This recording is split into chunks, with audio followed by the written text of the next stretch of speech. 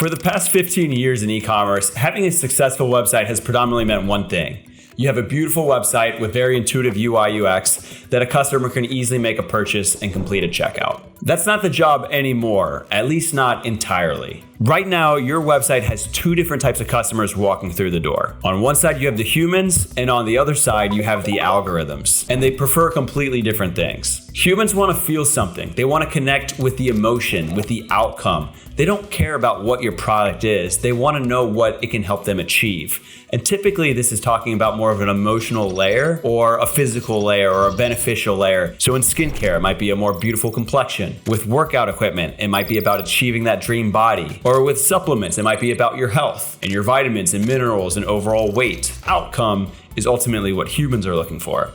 But algorithms, they have a completely different focus. So they are looking for context. They are looking for rich information and very contextual information specific to what the product is. Instead of talking about these emotional colors or tones or the outcome, they want things a little bit more black and white. They just want to know the meat and bones. What is the product? What is its purpose? What is it used for? So what I want to show you is what this actually looks like and how you can be mindful of it so you can accurately speak to both audiences. Because they're both going to be listening to you whether you're speaking to them or not.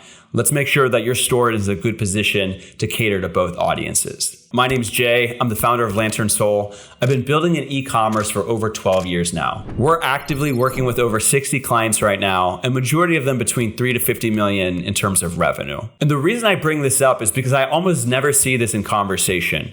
I often hear both agencies and founders alike hyper-fixated on one or the other, and the most successful brands are the ones that are figuring out how to bring them together versus having two separate alienated experiences. And lastly, I don't have any bias in this matter. When I see single service agencies that are strictly SEO or strictly CRO, they're really only approaching problem solving from one perspective. Being that we are full stack, really, I don't care. My focus is always what is going to make the store owner more money. And so that's typically what I'm looking for more than anything else. Is this likely to increase revenue? It's very easy for an SEO person to come in and over SEO. Or for CRO, vice versa. You might completely focus on the conversion rate for one specific channel source, such as paid traffic, if that's driving it. All the search volume from AI, from ChatGPT, Claude, all of that is exploding up and it has high trust, high conversion rate. But many people in the CRO space won't necessarily be thinking about that because it's not part of their prerogative. So without further ado, let's go ahead and jump in. Let's talk about how you can optimize for both humans and algorithms with your website. To start off, let's make this as concrete as possible. Let's focus on the most important aspect for your website, which for most brands is going to be their hero image on their homepage. This is a prime example of what we often see for where you can screw it up and take it too far in either direction for humans versus algorithms. So when a human lands on the homepage, they're going for a vibe. Again, they're looking for an emotional component, and you're often trying to connect them with the outcome and not necessarily the product itself.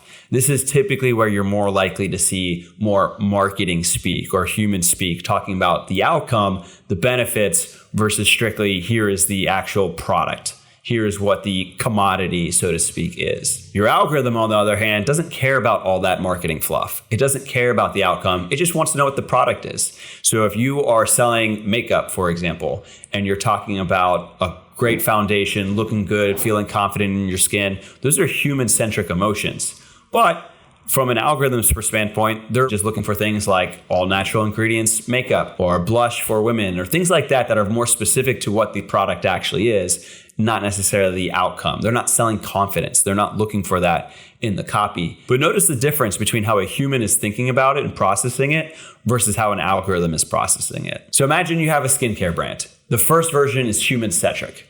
The homepage headline says, "Step into sacred beauty." Humans get it. They maybe even relate with it a little bit about trying to enhance their beauty, enhance their overall image. But if I'm an algorithm, I have zero context for what this is. Is this jewelry? Is this makeup? Is this luxury items? Is this something else? I don't know what step into sacred beauty means if I'm an algorithm. Version 2 would be too algorithmic centric. So an example might be best organic skincare brand. Again, just very specific, very black and white. This is this is that. It's boring, but it's very specific and good for an algorithm. So here's how we actually solve this typically. You want the best of both worlds. So what we might do is lead with the human-centric caption and images specifically for a human standpoint, because that's going to be ultimately the person who's making the purchasing decision at the end of the day, and you want to have it very strong for them in terms of brand perception.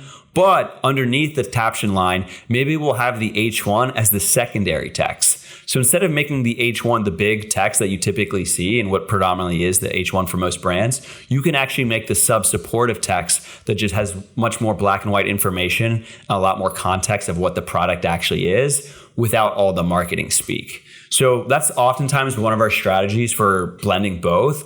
Otherwise, you can try to incorporate some of those keywords into the main title, but making sure that you're ultimately talking about the emotional experience. And so what I see in practice, because again, we've looked at literally hundreds of websites, is that people are typically steering towards one side or the other. Very rarely do I see someone driving in the middle and being conscious, I'm going to speak to the humans, but I'm not going to forget the importance of these algorithms, because those algorithms are ultimately a big piece of how we are acquiring traffic. I really encourage you, make sure that you are being mindful to both. And if you need some suggestions or help, feel free to reach out. Our team would love to give you some ideas for how you can speak to both humans and algorithms. Section 2, and this is actually a recent thing that's been on my mind, and as I'm thinking and exploring about how AI is changing websites and ultimately search behavior.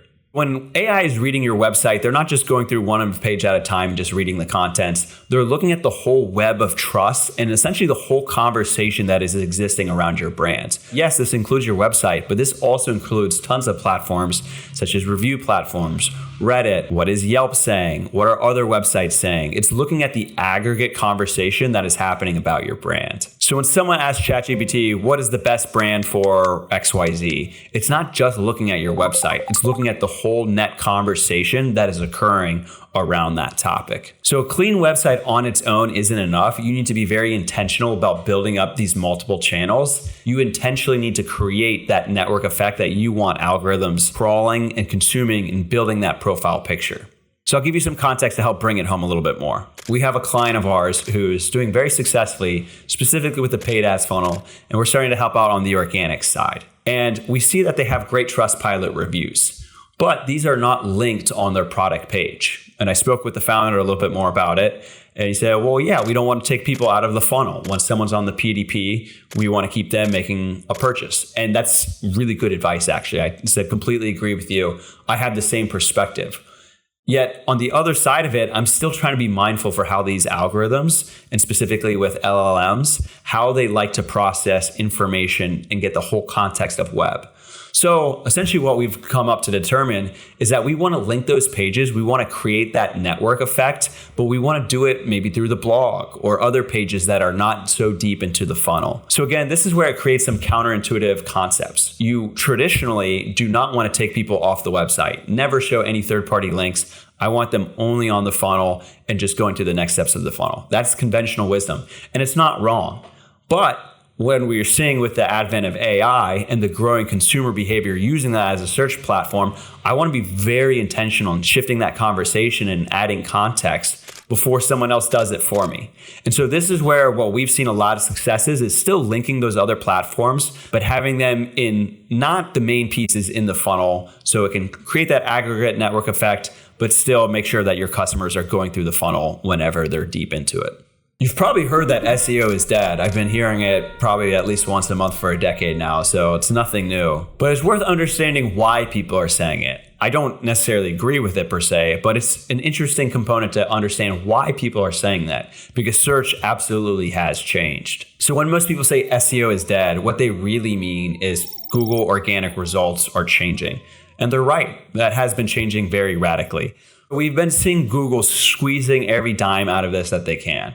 Google makes most of their money from the paid ads, and increasingly we've been seeing that emphasized in the Google search results. So you may have noticed over time seeing way more sponsored ads, seeing way more AI overviews, and all the organic results just keep getting pushed lower and lower. The intuitive response someone might have is, hey, wrap it up, folks. If we carry this trend now forward, SEO is no longer going to be a thing. I view it as completely the opposite. I believe search is about to matter even more, and it's just getting started. Think about what is happening right now. Everyone is walking around with a hyper-intelligent advisor in their pocket 24/7 who they trust for just about anything. What is the weather today? The latest sports score? Now apply this to shopping. What happens next? People are going to be turning to these same agents to make the recommendations for what products to purchase and buy. They've already outsourced all that decision making to somebody else. And in this case, it's the algorithm. The traffic that comes now from search, and specifically intent-driven search, is showing significantly higher conversion rates and trust factors. Shopify recently shared some data just talking about this specifically, showcasing the higher conversion rates and AOV for people coming from LLMs instead of traditional search. So stop thinking about SEO as traditional Google search rankings. Start thinking of it instead when somebody asks an algorithm about a category, is my website showing up? The next wave of commerce isn't going to be about the prettiest site or the most technical information. It's going to be about merging them together. It's going to be the ones who have figured out how to communicate to the two layers at the same time, speaking to the emotional touch points of humans while still making sure to provide the contextual information that algorithms want to see. Humans need emotions and machines need trust and contextual information. The brands that do both well, especially early on, are going to make sure that they're very well positioned to succeed in the years to come. If you're running a Shopify brand in between that $3 to $50 million range, reach out, see what we can do to help to give you a free audit on how to make sure your website is communicating to both humans and algorithms. We'll run through a custom audit to show how you can get more through both ends of the spectrum with your conversion rate and your organic traffic. I'll be sharing more videos shortly, giving you specific teardowns for websites and showing you where it might be more emphasized for the human layer or the algorithmic layer. Stay tuned for next video. Like and subscribe for more videos like this. Stay tuned for the next one, guys.